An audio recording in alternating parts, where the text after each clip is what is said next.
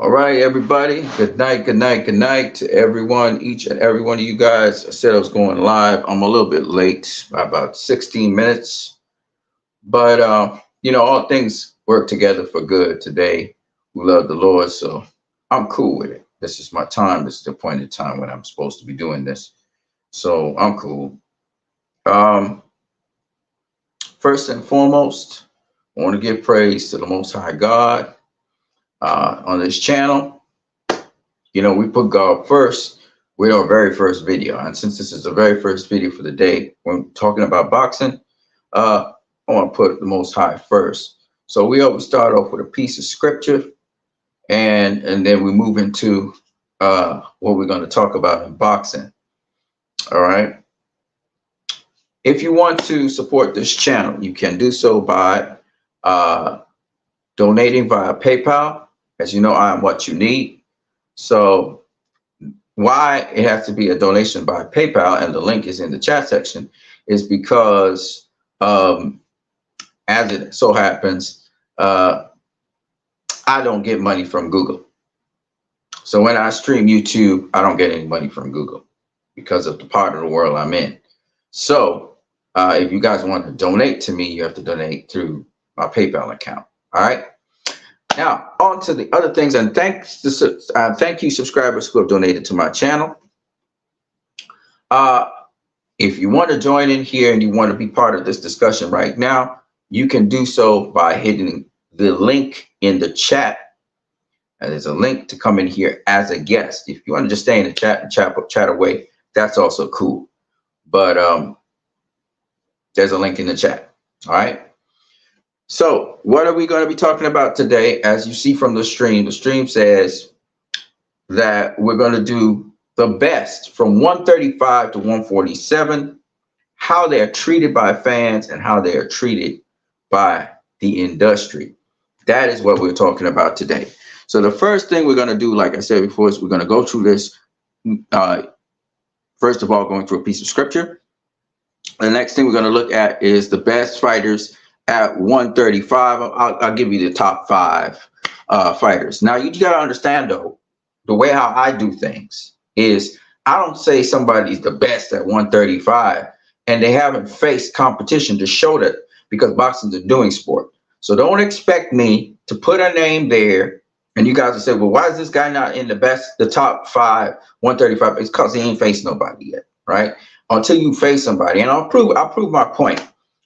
The eye test is cool and everything like that, but I am not going to put somebody in a position until they've done the work. In boxing, I believe it's what you do that matters. It's not what is speculated about you, etc. Okay, so I'm not going to anoint somebody as top 5 or top 6 or top 3 or top 2 or even top 1 if they ain't put in no work against nobody, any of the top guys in the division. Okay, so once you understand that, it's gonna make sense. Okay, so the top 135 pounders, we'll go through that.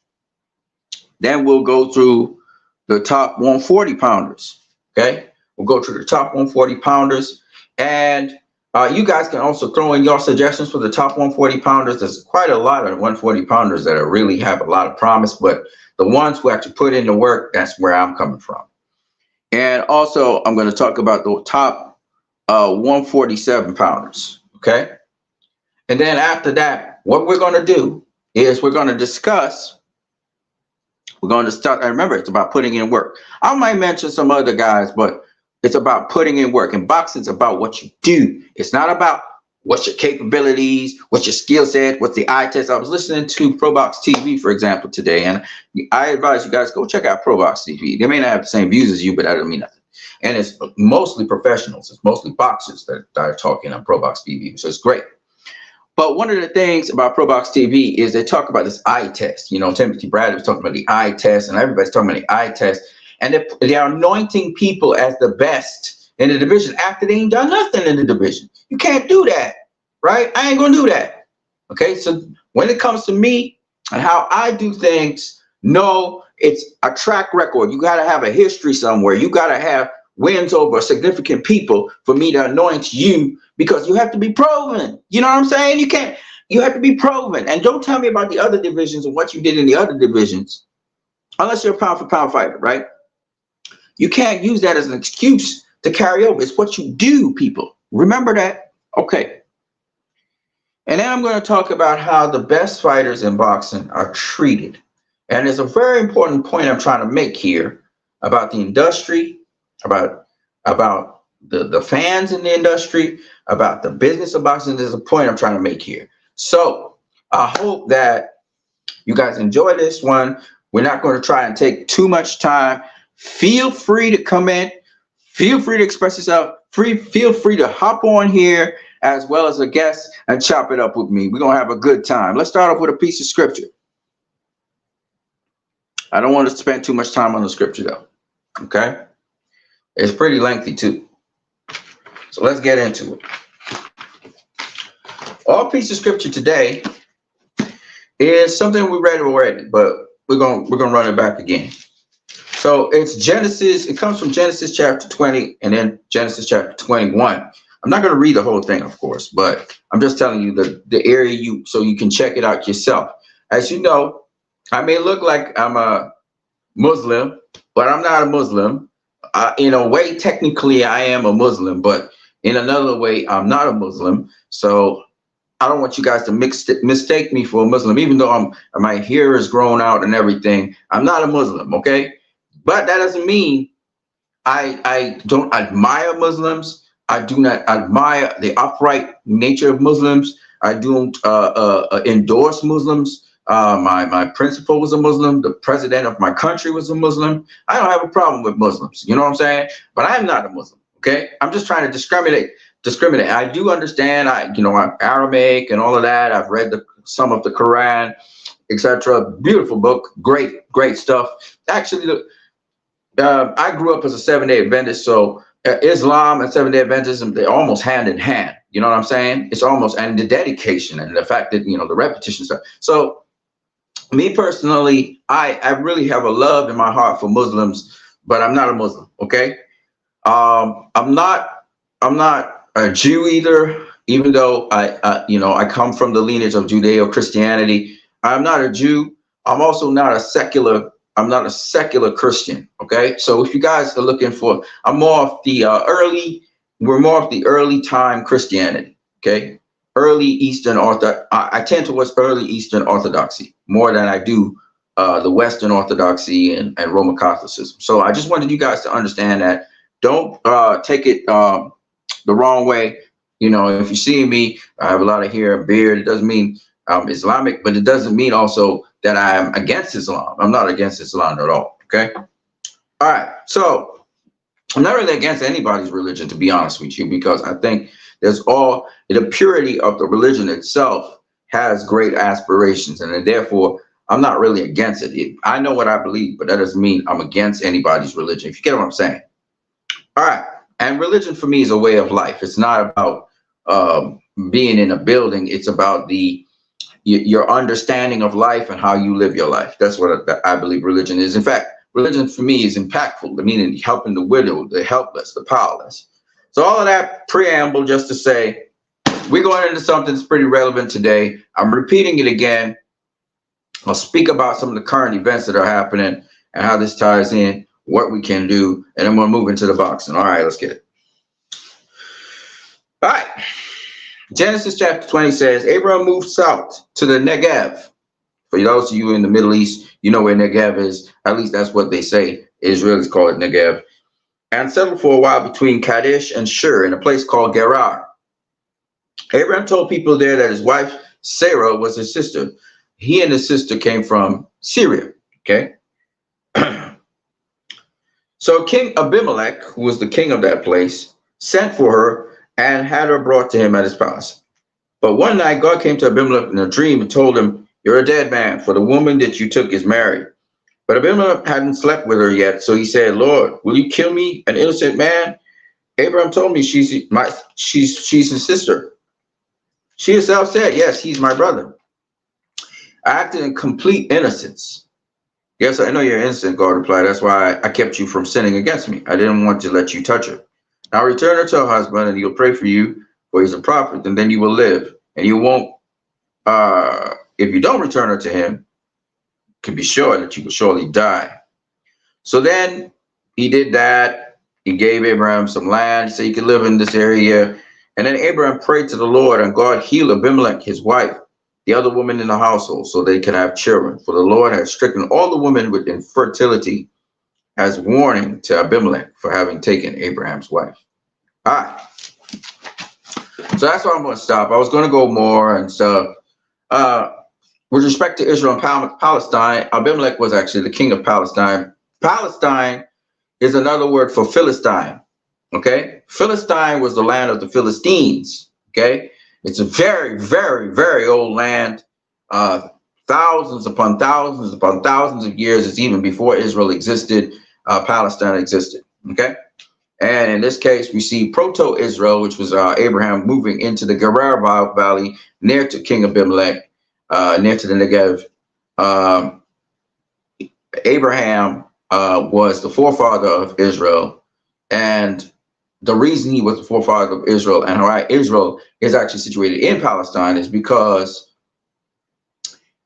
King Abimelech gave him some land to stay on in Palestine. And in addition, he gave King Abimelech some gifts. They made a pact, and that's how this whole thing came down. But the important thing here is Abraham gave Abimelech his wife, saying it was his sister, and he basically pimped out his sister.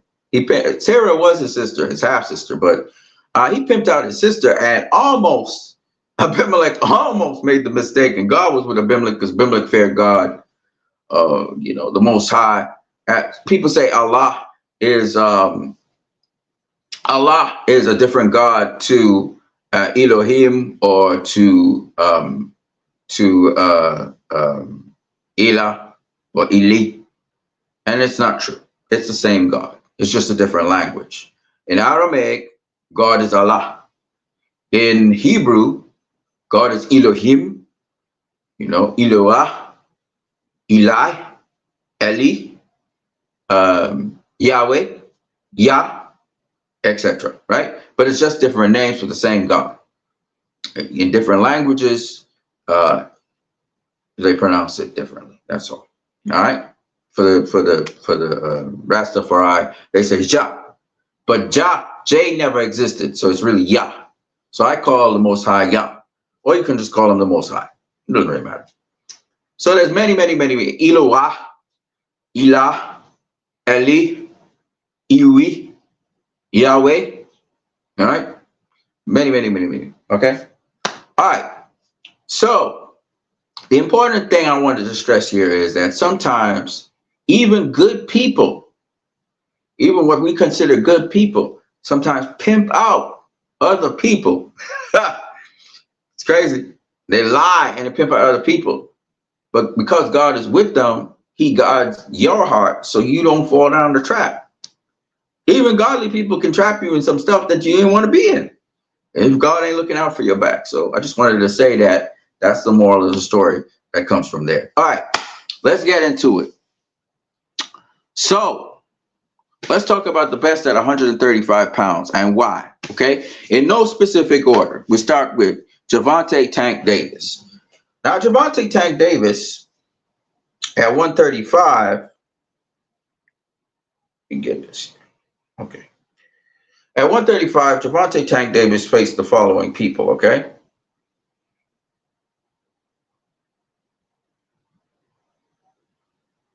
We're only looking at 135, okay? Because every division a boxer goes into, they have to prove themselves in that division. Don't forget you can smack that like button, all right? That's how you can help me out. All right, so every new division a boxer gets into, right, they actually have to prove themselves. Nobody really sees it that way. They say, oh, look at his track record. Man, he gonna kill it in this division. You never know, because weight, going up in weight, you never know when it's your limit, how you feel in that division, etc. Especially if you just jump straight into a major fight against a major opponent going up in weight, okay? As Jermell Charlo found out with Canelo, right? Okay. So Gervonta Tank Davis, okay, at 135, these are the people he faced. At 135 or 140, because he did also fight in 140, and we're talking about the best from 135 to 140. So, you know, you have to consider those things, okay? All right, the latest opponent he faced was Ryan Garcia. Ryan Garcia hasn't faced anybody since that time. Ryan Garcia just moved to 140. He fought, I think, 2 140 fights, and 2 or 3. I can't remember how many. And he had faced guys like Javier Fortuna. He faced Luke Campbell. He stopped both of them. And that's basically it. That's the 2 known names at 135 that and 140 that he faced. Okay. And as a result of that, that was a good win. Now Ryan has good skills. He has good speed and everything. He has some defensive flaws, but for the most part, he is a good fighter, a good boxer. So that was one of the people that Tank Davis faced. The other person he faced at 135 was Hector Garcia. But now Hector Garcia was not a 135 pounder, but he's a big 130 pounder. And Hector Garcia, earlier on in his career, I think he fought at 135 for a minute, and it came down to 130, if I'm not mistaken. This wasn't his first trip, I think, at 135, but I can't prove it because I don't have box record in front of me. He had also beaten Roger Gutierrez to become the WBA champion at 130. So at the time, he was the 130 super featherweight champion at WBA. He also beat Chris Colbert, who was one of those supposedly exceptional fighters, and he comprehensively beat him, dropped him, I think, twice. So it was a good fighter.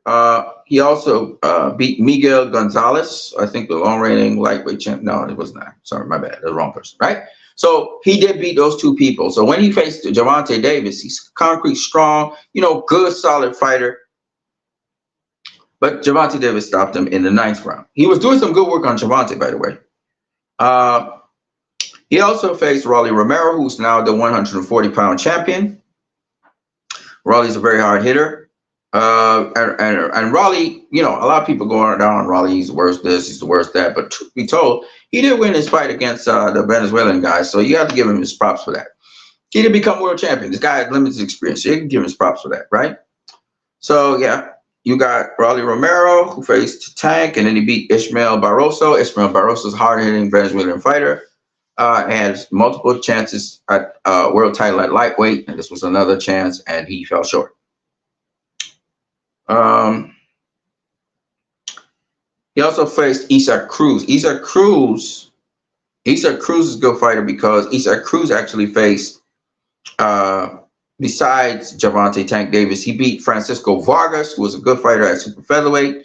He also beat Yorkis Gamboa, and by the way, these are knockouts, right? He's knocking out guys. He also beat Diego Magdaleno.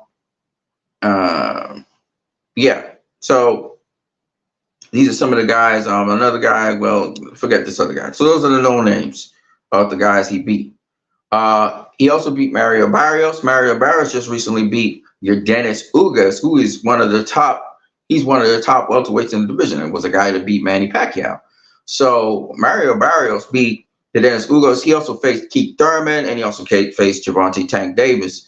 So, Mario Barrios got stopped by Davis, but he went the distance with Keith Thurman, hurting Keith Thurman, and he beat Yordenis Ugas. Mario Barrios is a good, promising fighter. Again, these are all good fighters they weren't top. Now, Mario Barrios, by the way, he fought him at 140, right? Wasn't at 135. And then he also fought Yorkis Gamboa. So in 135, he fought Yorkis Gamboa, who was a little bit older in the tooth. He also had 140 fought Mario Barrios. He fought, people didn't know him too much, but everybody in Mexico knew him. Pitbull Cruz, Isaac Cruz, who's been mowing down some people of late. He also faced Rolly Romero, who was the interim champion for the WBA title. He faced Hector Garcia, who was not a 135-pounder, but the fight happened at 135. He was a 130-pound champion. And he also faced Ryan Garcia. So Tank was able to fight enough fights at 140, even though these were not the top guys at 140, except for Ryan Garcia, who was a top 5 fighter at 135, sorry. He still fought some really legit guys. Of course, Mario Barrios was also a top 5 guy at 140, okay? So, he did fight. He has a track record. So this is why we talk about Tank Davis. Let's talk about the next person. The next person on the list is Devin Haney. Devin the Dream Haney. Also, he's actually undisputed at 135. He might have been stripped of the WBC title because Shakur Assis is fighting for the title, as well as he may be. I don't know. I don't know what's going on with Devin, but it seems as though the title's vacant right now. He is champion in reset, something like that. And if he comes back down, I think he'll have to face Shakur, I guess. Whatever it is, Devin the Dream Haney at lightweight has a track record. He was a career lightweight, unlike Tank. His most recent win was against Vasily Lomachenko, who is another top lightweight in the lightweight division. He also beat the man at the division at the time, George Kambosos, twice, who was unified world champion. Devin Haney was WBC champion. And then he faced also Jojo Diaz, who had beaten, what's the guy's name? He had beaten Javier Fortuna, okay, the fight before. So he had beaten Javier Fortuna. Let me see something here.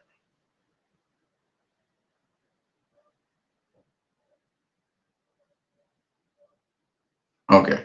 He had beaten Javier Fortuna at lightweight. Then he faced Devin Haney, former world champion as well. And then he has taken on Willer Zepeda. You could technically say if he had done a little bit more, he would have won the fight with William Zepeda. But, you know, it is what it is. He also lost to some guy named Mercito Justita by split decision. It was a closer fight than it needed to be. And he's in the winning column right now because he beat Jerry Perez just a couple of months ago. So anyway, he's another guy that Devin Haney faced. He also faced Jorge Linares, just lost the fight to, I believe it is, Jack Catterall, who's at 140. And Jorge Linares, good fighter, but really hasn't really been in the winning column for a while. It's a little bit over the hill, but he was a former lightweight world champion, so you have to bear that in mind for the experience. He also faced Yorkis Gamboa. Again, Gamboa after Tank had faced Gamboa. So that's basically Devin Haney's resume. The important names really that Devin Haney faced, which is why we consider him so highly, is Jojo Diaz, George Kambosos, and Vasily Lomachenko. So it's basically three names it's kind of riding off of. Jorge Linares was a little long in the tooth, still a good fighter, but, you know, and Gamboa was long in the tooth as well. But I think the real ones was the Jojo Diaz was live, George Kambosos was live, and Vasily Lomachenko. These guys were still in their primes and were qualified. They did, you know, they did their thing. And they were on a winning streak and all of that. The next person here that deserves to be talked about is Vasily Lomachenko. Okay, Vasily Lomachenko. And Vasily Lomachenko has a long record at lightweight. In fact, I think he's the most decorated of all the lightweights currently in the lightweight division.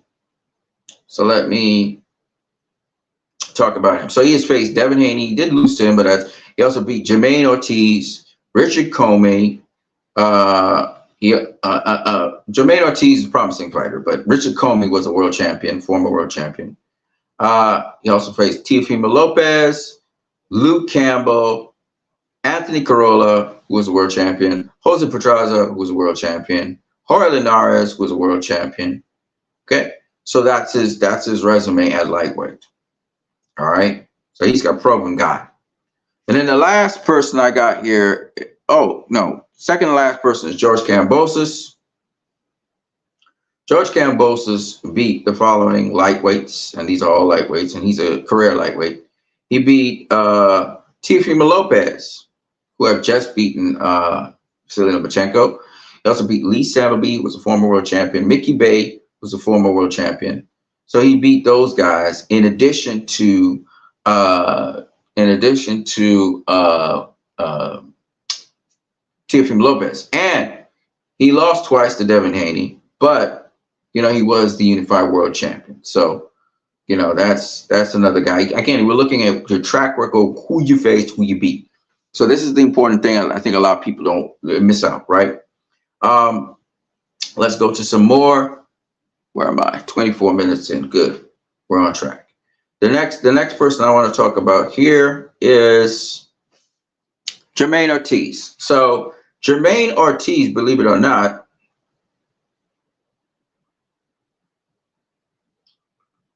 Jermaine Ortiz, he lost to Vasily Lomachenko, but he beat Jamel Herring, who moved up to lightweight to have a fight. Jamel Herring has had 2 fights at lightweight, so he's moved back up to lightweight, and he lost to Jermaine Ortiz, and he also beat Vasily Lomachenko. All the rest of the guys, now you guys are going to say, well, where is Shakur Stevenson in this whole thing? Well, Shakur Stevenson still hasn't faced anybody at 135 that's worth me talking about, right? The big names at 135, the top guys at 130. He hasn't faced a top 5 135 pounder. Neither has Frank Martin. Neither has, who's the other people we got here? Frank Martin hasn't done it. William Zepeda hasn't done it. Zepeda had one name. Isaac Cruz, good fighter, but he's not there either. All right. So that's why, and they're high on Raymond Muratalla, but Raymond Muratalla ain't faced nobody yet. You gotta, I mean, he's a career lightweight, but nonetheless, you gotta at least put in some work. You gotta show me by beating the top guys before I can elevate you to that status. You gotta understand what something boxing's a doing sport. And as much as, you know, guys might be mooing over other guys and stuff, and we can see the potential in them, you still have to first put the work in so we could say, okay, yeah, definitely you deserve it. Otherwise, as you debut into boxing, you might as well just go into the position. Oh, yeah, this guy's the next coming. You know what I'm saying? Keyshawn Davis, he should just be top 5. You know, he should be a top 5 lightweight if that's the case. No, you have to first put in the work, especially if you're coming from another weight class. So I can't just do that. I know sanctioning bodies do it, but I prefer to see you put in the work first, and then we'll say, okay, fine. In the weight class. Show me you can do it in the weight class first before I elevate you like that. Because there's weight classes for a reason. Another guy that's on the outside there is Maxie Hughes. So, you know, you got 1 or 2 other names that you could talk about there. Top 140 pounders. Let's talk about that. One of them is Jack Catterall. Okay. Jack Catterall.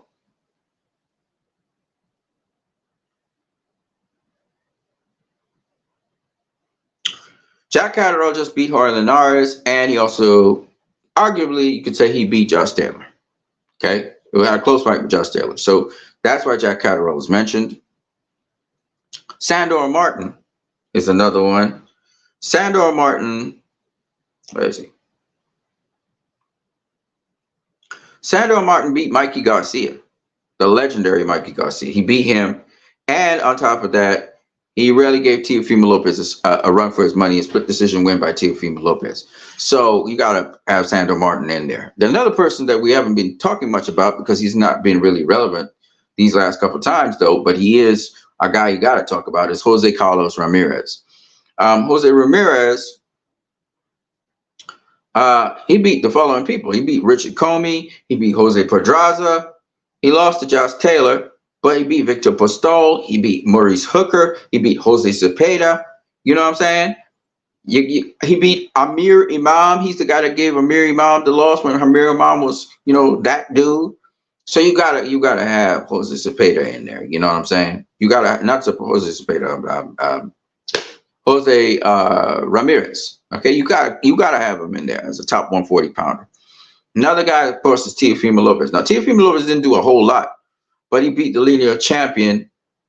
He also fought Sandor Martin, but he beat the lineal champion also in that division. So, you know, you have to give him his props for that. And then you got Regis Prograis. He's the last one. Regis Prograis, again, his resume speaks for itself. All right, Regis Prograis beat Jose Cepeda, Ivan Redkach. Stopped Ivan Redkach, was pretty crazy. Had a majority decision loss to Josh Taylor. Some people argue the WBA champion Curl Relic, and he also beat Terry Flanagan for the what was it, WBC title? I think how did he get the WBC title? I think he beat Julius Ndongo to get that. He also beat Joel Diaz Jr. So these are all some serious names. You know, he has an extensive resume. So Regis Prograis, who's one of the top guys, going to be facing Devin Haney just now. Now, in addition to those guys, you got to also talk about special mentions such as Richardson Hitchens. All right, Richardson Hitchens, good fighter, and actually proved himself by beating Jose Zepeda. I mean, comprehensively beat him. And then you have Antoine Russell in the 140-pound division.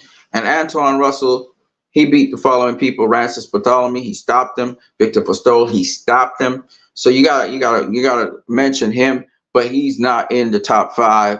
Subriel Matias isn't really fought anybody, Subriel Matias, but he's a tough, hardened guy, and we know he killed a guy in the ring.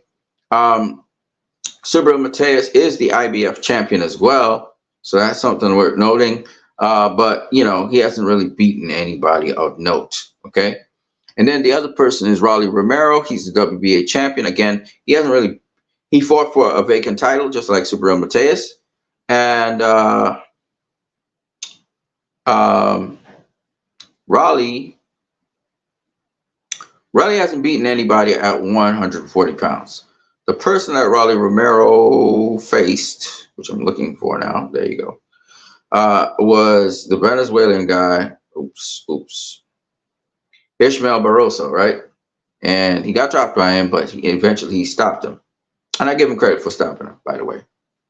All right, so Rolly Romero. Top 147 pounders.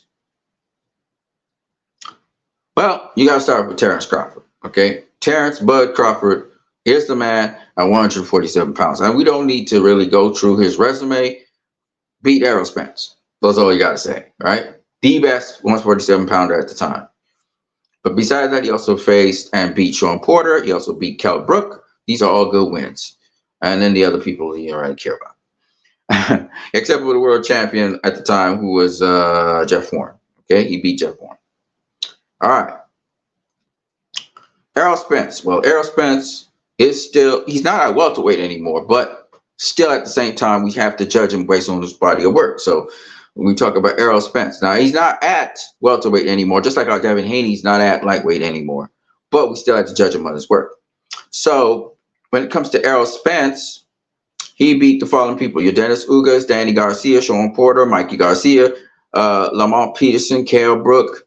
Okay, these are the people he beat, and Chris Algier. So these are the people he beat at welterweight, who were, guys who were world champions and that kind of notable names. So you gotta put Errol Spence in there. Also, there's Keith One Time Kurt Thurman. You gotta talk about Keith One Time Thurman has faced. He hasn't beaten everybody, but he has faced a number of people. He has one loss. Mario Barrios is a good fighter. He also beat Manny Pacquiao. I'm sorry, he lost to Manny Pacquiao by split decision. He also beat Danny Garcia, Sean Porter, Luis Collazo, Robert Guerrero, Julio Diaz, Jesus Soto Karass, Leonard Bundu, and Jan Zavik. All these guys were world champions. So you got to keep Keith Thurman up in there. And then, of course, Jaron Ennis. Now, Jaron Ennis hasn't really faced anybody of note except for, I believe it was Sergio, what is his name? Hold on, I'm going to tell you. Jaron Ennis. Jaron Ennis beat, he only has one real name that you really want to talk about. Beat Thomas Delorme, who was a regular belt champion. Sergey Lipinets is the guy I'm talking about. This is the guy that just came off of beating Lamont Peterson, stopping him, I think. And Sergey Lipinets got beat up by Jaron Ennis. Jaron Ennis trounced him. So that's the only name he has. He's the IBF champion. And then Dennis Ugas is the next guy I got to talk about. He's the last of the top 5 guys at the welterweight division. But Dennis Ugas, of course, had the great win over Manny Pacquiao. 40-year-old Manny Pacquiao, but nonetheless, he lost to Errol Spence Jr., he lost to Mario Barrios, but he beat Manny Pacquiao. He also beat Omar Figueroa Jr., Mike Dallas Jr., lost to Sean Porter, but people argue he beat Sean Porter, and he also beat Thomas Delorme, okay, and Jamal James. All right, he lost to Amir Imam, Johnny Garcia, and some other people. But he's one of the top 5 welterweights in the division. Now, there's some special mentions I want to mention. Upcoming welterweights, Virgil Ortiz. Virgil Ortiz actually is a good welterweight champion for him in a minute, but he has beaten people like Maurice Hooker, Samuel Vargas. No, Maurice Hooker. Sorry, my bad. Mauricio Herrera. Okay, those are the guys that he actually beat. All right, and the Top Rank was bringing him along really quite well. And of course, you have Stanionis. Stanionis didn't really beat nobody of note as of now. Elementus Stanionis.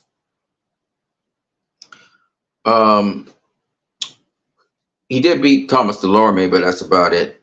Louis Collazo was a no contest. All right, cool.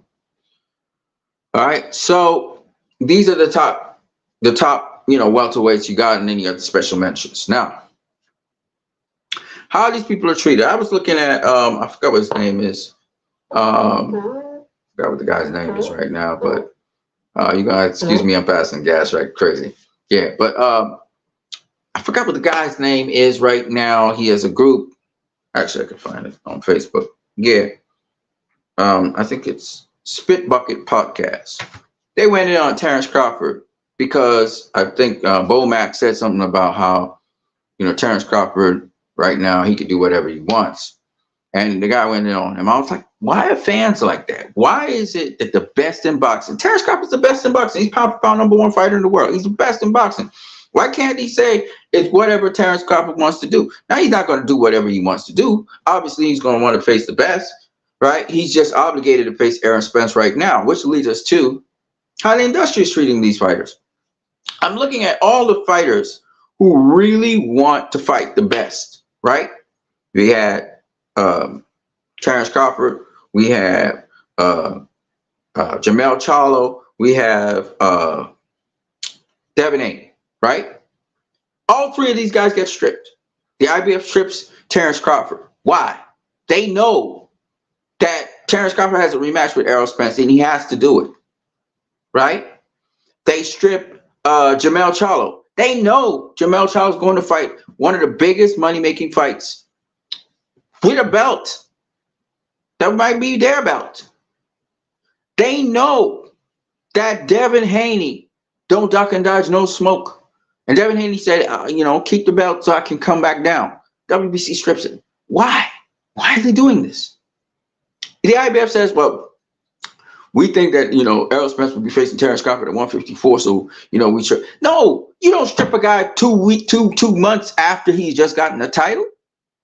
You go to him, you consult him, you talk with him.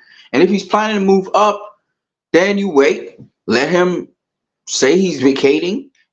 But this dishonorable way these sanctioning bodies behave, they behave very dishonorably.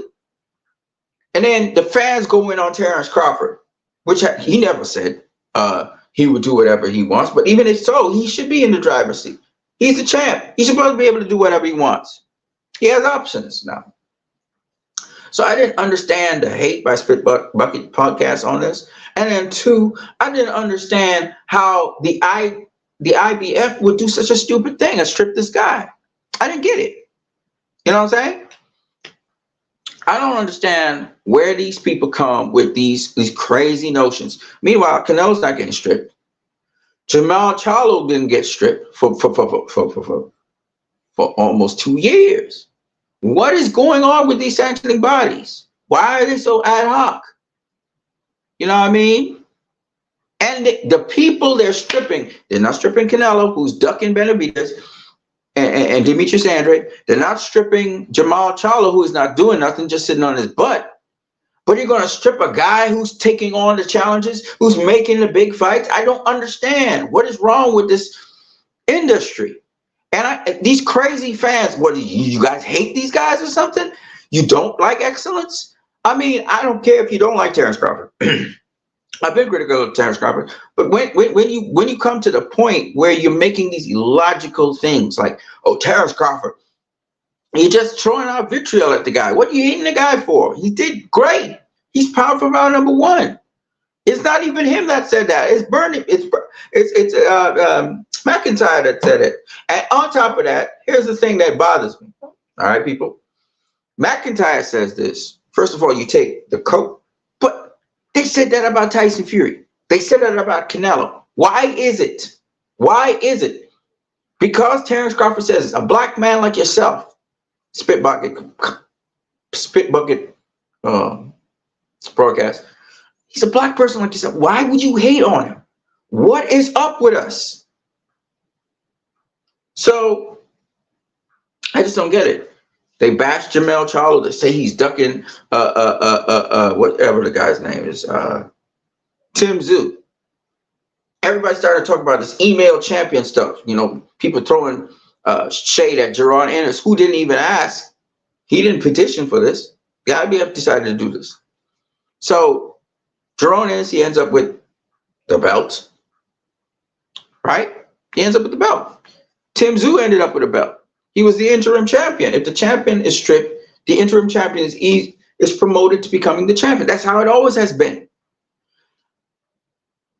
Fans don't go in on Tim Tszyu. They say now Jermell Charlo's ducking Tim Tszyu, but fans go in on Jaron Ennis. That's the racism. I don't like that. I don't like how fans treat Devin Haney. He proved himself. He faces the best. All right? Mr. Cap, Shakur Stevenson, who's still capping to this day. Mr. Cap, I understand him getting hate because he's not backing up what he's saying. He's just capping. He just running his mouth, right? Which leads us to the fight he's going to have on Thursday. The guy he's facing, De Los Santos, I forgot his first name, looks very confident, looks very relaxed, looks very composed. I've seen the skills in the kid, Edwin De Los Santos. I've seen the skills in the kid. And the thing that I find very interesting is the person who's mostly agitated in this whole scenario is Shakur. Not saying that Shakur don't have his head on, but Shakur looks like the more agitated of the two, which is not necessarily a bad thing. Edwin looks like he's just chilling, waiting to do what he need to do. And I just thought, when I looked at the weigh-in and I looked at the press conference, I was saying, this is interesting. This is interesting. And I do remember counting out Francis Ndongo with Tyson Fury. So let's see what happens. Let's see what happens. Because Edwin is definitely the same kind of fighter as Shakur Stevenson. They're the same kind of fighter. They're smart fighters. Edwin is a bit quicker. He's a bit more athletic. But that doesn't mean that Shakur, if Shakur keeps everything tight, that he can't do what he needs to do. I do know a couple of things about Shakur's game that have holes in them. I want to see if Edwin will be able to find those holes and exploit them. Because Shakur does have holes in his game. I ain't going to say what it is, you know, but he does have holes in his game. I'm not going to say what it is, but it is something he does, and he does very often. I see him trying to walk down fighters more now. Shakur's now walking down fighters. You know, he's parrying shots, you know, staying behind the defense, staying behind the shoulder, sometimes staying behind the two guard, and walking down fighters like Canelo. I'm going to say this. That works to a point. Okay? It works to a point. Dimitri Bivol showed, and actually several fighters, Dimitri Bivol, what's his name? Caleb Plant, you know, all showed you that works to a point. I'm going to put this before you guys, okay? They're talking about Edwin De Los Santos becoming frustrated. What happens if Shakur gets frustrated? What does he do if his game plan doesn't work? I'm just putting it out there. We expect Shakur to win this fight because he's had more experience. He's been at this level. But to me, De Los Santos looks very relaxed, very calm, very confident. So I want to see what De Los Santos really brings to the table because, you know, he's got me like, you know, I looked at the weigh-in and I looked at the press conference. The dude looked totally relaxed. So that's very interesting. You know, that tells me quite a lot. And this guy been asking for the fight. So I need to see, because I know De Los Santos got skills, and I've seen Richardson Hitchens sparring Shakur, and I realized Richardson Hitchens has got like the same kind of mirror skills that Shakur has. De Los Santos got a slightly different skill set. He he's a little bit more versatile. He's a little bit more fluid. He's a little bit more rubbery. Shakur is more precise, more rehearsed. So it's going to be interesting to see what happens with that. All right. I'm very interested to see what'll happen. I expect Shakur's experience to somehow pull him through. But this could be a competitive fight. And Richardson himself said that this guy, De Los Santos, he ain't no joke. So we're going to see, Shakur be talking. But again, Shakur, these days, Shakur be more capping than anything else. He's on cap, So I don't really listen to what Shakur says. I look to see what he will do. I know he's a serious fighter. I know, he should win this fight. That's what I'm thinking. But you never know, So we'll see what happens. The way how he's behaving, he must have put in work, but I still don't know, man. I don't know. De Los Santos, he's behaving like somebody who's been there before. He's been on that level. We'll see tomorrow if he's been on that level. But it's just interesting. I mean, and he seems very excited. He seems extremely motivated, De Los Santos, to get in there. We'll see. I don't know. I don't know if he respects Shakur Paul, if he's going to box him. I'm sure he's going to box him.